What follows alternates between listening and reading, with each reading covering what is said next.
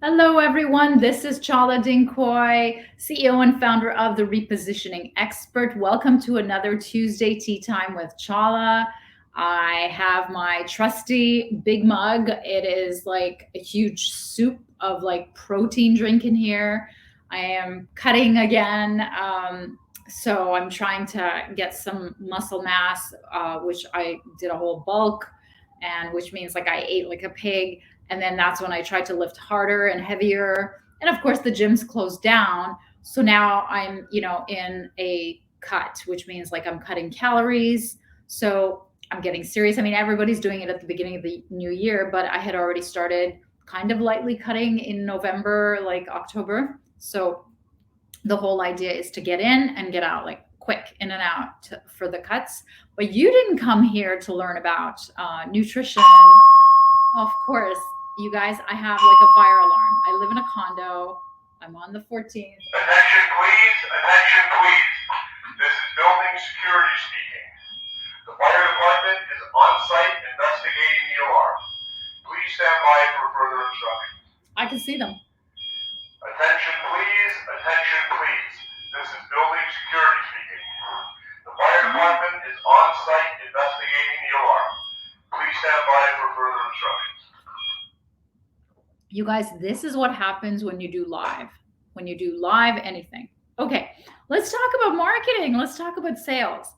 This came up today in a conversation that I was having with a prospect about how to convert with case studies, because they've been asked to provide some case studies in an RFP. And he was saying that, even though they're a really, really big company, multiple $1 million company, they don't have a good handle on their case studies. They haven't created them, they haven't made them. So of course, because I'm doing Tuesday Tea Time today, I did a little bit of research about this, and I put together everything that I know and that I've done in the past about case studies. And the conversions with case studies are amazing. In fact, I think, and this is what I've been teaching, is that your entire marketing content should be in the format of case studies in various different guises of, sneaky ways of sneaking them into your content. So first of all, what are case studies? Let's all get a basic understanding, and let me keep drinking. I assure you, there's no alcohol in there. I haven't had alcohol. I guess I had some, you guys saw the picture. I had some with my parents at Christmas, but regularly, I don't.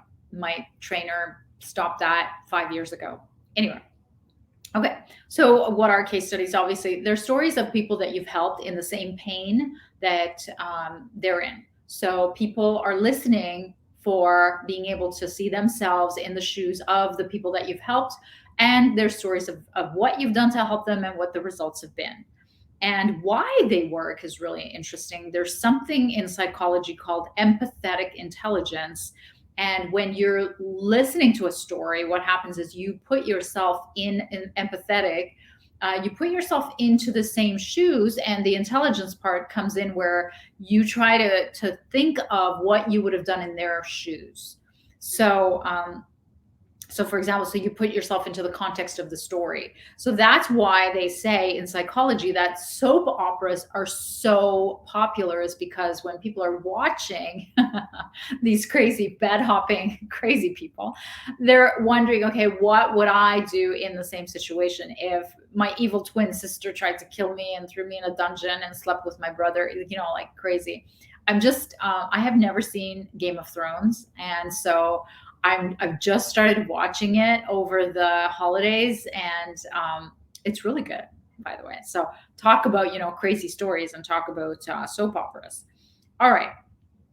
Why else they work is, if you were ever lucky enough to see a copy of my book, or receive a gift of a copy of my book, How to Make Anyone Like You in 7 Seconds or Less, which I think I wrote in 2019. There was a research that I quoted in there, that was first quoted by the Wall Street Journal. And it said that talking about ourselves, they've done studies, and talking about ourselves was more pleasurable than money or chocolate. Okay, I really apologize for this. This is super annoying. Let's see what happens. Please, attention please. This is building security speaking. There is a fire situation on the 9th floor. Oh, Toronto shit. Fire is on site. Oh my God. Please do not leave your units. Wow. Attention You guys. please. Attention please. This is building security speaking. There is a fire situation on the 9th floor. Toronto Fire is on site. Please do not leave your units. Okay. My goodness, you guys, I certainly don't want to burn while I'm doing this, but I mean, it's not in my tower, so that's the good news. It's on tower 4. But anyway, okay, continuing. It's like all of a sudden I feel like I can smell smoke. This is not good. You will have been watching a historic, live if you are on the scene with me. But let's keep talking about content marketing, and let's keep talking about why converting with case studies works. So the research from Wall Street Journal said that in research, people would rather talk about themselves than say yes to being offered more chocolate or money. So it's that important. So and how I relate this back to why case studies work is because you are talking, when you're offering a case study, you're talking about a similar situation to the person that you're offering the case study to, so they can see themselves in that pain. If they already have that pain, they echo with that and they think, this person knows my pain, this person has helped someone in the same pain, and this person can get me the same results. So that's number one. Number two is case studies are built on pain. They are stories of pain. And what we know from research is 70% of humans purchase based on pain. They don't, only 30% purchase based on increasing their pleasure or increasing value adding to their life. And the third reason why it works, why case studies work so well, is again, a 2019 Northwestern University study showed that stories were more influential than facts if the facts weren't as strong. So for example, they gave the example of a cell phone where a fictitious cell phone company claimed that you can drop it from 3 feet versus 30 feet. And what they found is if you marry the 3 feet with a story that includes emotion, then it converted much better than the 30 feet drop rate, which was a very strong fact. It's a strong claim by itself.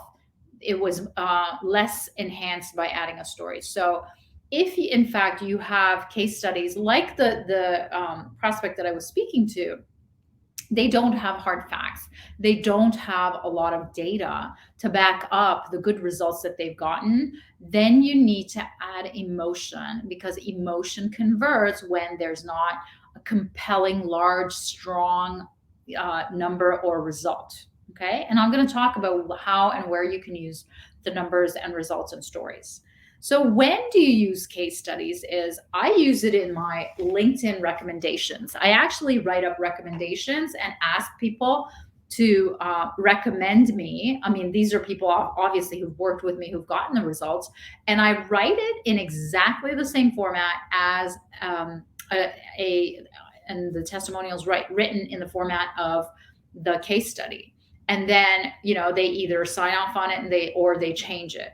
But I use it in my LinkedIn profile for my recommendations. I use it in my website. I even have a YouTube channel where I've interviewed clients, and it's a whole stream and channel of their interview videos of their testimonials. And the testimonials are always in the format of the case study.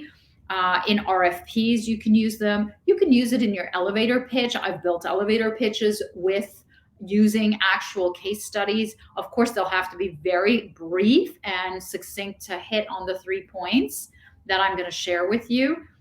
You can use it in capability statements. We've done that for clients, especially if you're in the diversity space and you're mandated to write a capability statement and you're mandated to hand that over or send it over. We most likely would put a case study in there. And then, of course, in sales presentations, keynote presentations, blogs, any type of outreach, whether it's direct messaging, DMs, or emails or voicemails. These are all places where you can use case studies in very, sneaky ways, smaller formats, larger formats, your view, your point of view, their point of view, so many different ways of using case studies. In fact, it's the number one converter of all marketing that you can do.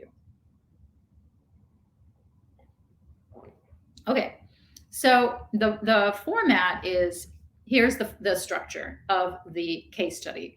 It has to be the problem of the client who's in a similar pain and industry. Okay, so that's why, part of our work with clients is to get them focused into a niche, a super niche of what problem they solve and what industry they excel in or work in. And when we use the case studies, we're often building them around the same pain and with the same type of industry clients. So, number one is, what is the problem that they were facing? Why did they hire you? Number two is what you did to solve that problem. And again, we don't want you to go all deep. We want you to give top lines. Okay. And that will inform what your process is when somebody's listening or reading to this case study. Number three is the results. And the results have to be about the problem you first talked about. Sometimes people just write results like as if they're important, but if they don't tie back to the problem that you first started with, it doesn't compute, it doesn't hold together. And of course, I think they need to be, the results have to be numerical, like number based, because we work in a B2B world, and the only thing that matters for businesses is usually profits and money and sales.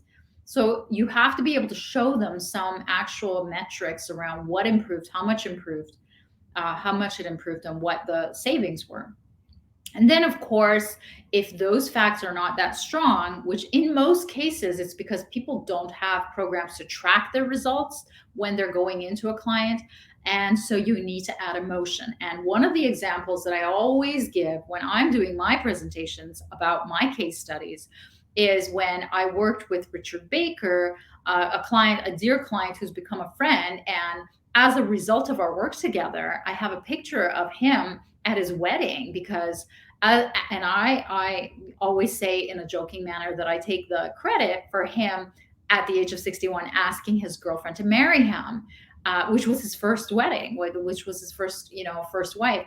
And because he got such results, such huge results in such a short time, that he got so much confidence and made such a huge difference in his life, that I take the credit and show a picture of us at his wedding.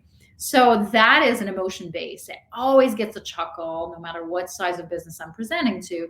But remember, like, add the emotion if you don't have enough of a result, a strong enough result. I like to add the emotion anyway, but again, research says that especially if you don't have the actual numbers, the hard numbers, the strong facts, you have to add a story to sway with emotion. Some ways to up-level case studies that I'd like to share with you before the alarm goes off again is I usually use them to bake in objections. And for example, when I say, the client said that they didn't have enough money to work with me, and then I asked them, well, what was the consequence of not changing their marketing in that year? And they said that they would lose so much market share that they could never recover. I tell the story as if it was an objection that is baked into the story. And whether it's true or not, I just bake it in so that, and most of the time it's true, but what it's demonstrating is if they themselves have those questions in their mind, and if they themselves are wondering about whether they should go with you and make that investment, or have this opportunity, or whatever it is that the objection is in their mind, you are baking it in and talking about it and then overcoming it for them as well by talking about it in the case study. Another way to upload case studies is have the testimonial Q&A format. And you can do this in a interview style that's written just like a journalist. You can do it like me. I do it on videos. Video is one of the most effective ways of case studies, and testimonials are case studies. And it's one of the most effective ways that I've used. And I did it all during COVID. I reached out to clients that I hadn't seen or spoken to in 8 years, 9 years, and I've only had my business for 10 years. So, and they were happy. Most of them were so happy to come and do testimonials. And the way that I did them was I invited them onto live streams like this, and I would just, interview them. And the way that I interviewed them is I actually would ask them the three questions, which is the structure and the format of the case study, which is what is the problem, what is the solution, and what is the result. So I actually have a YouTube stream, a whole in my channel that just has a playlist of back to back to back testimonials. And one of the most interesting things that I did was I had two clients interview each other about what the problem was, exactly the same stuff. And I wasn't even there. I stepped out, and that also was a beautiful, beautiful testament to case stories, to case studies. So those are some of the ways that you can completely up level your case studies. Case studies convert, you guys, in whatever format that you're doing them, in whatever way you're getting it across. Your content has to be all about case studies. You can call them stories, you can call them whatever it is that you want. You can call them testimonials, whatever it is you want, but tell stories of pain and how you've overcome the pain and what you did to solve those problems and what the results are.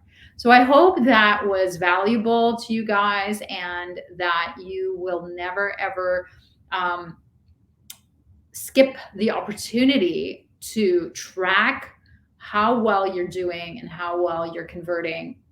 I just noticed that I didn't show the ticker of how to convert with case studies. So yeah, in wrapping up, just don't ever skip the step of building in a way to go back to the results and to evaluate them, but also to show them, both for yourself and for the client, how well you did for them. And so then you can talk about that and build your case studies. And then you should also be building a library of, just like I do, of the asking people for testimonials, and then putting that in your LinkedIn profile, and then being able to repurpose that everywhere you want. All right, guys, that's my 2 cents. I don't know what's happening. Oh my gosh, we've got tons of fire trucks downstairs. And hopefully I will see you next week without any fire trucks. All the best, everyone.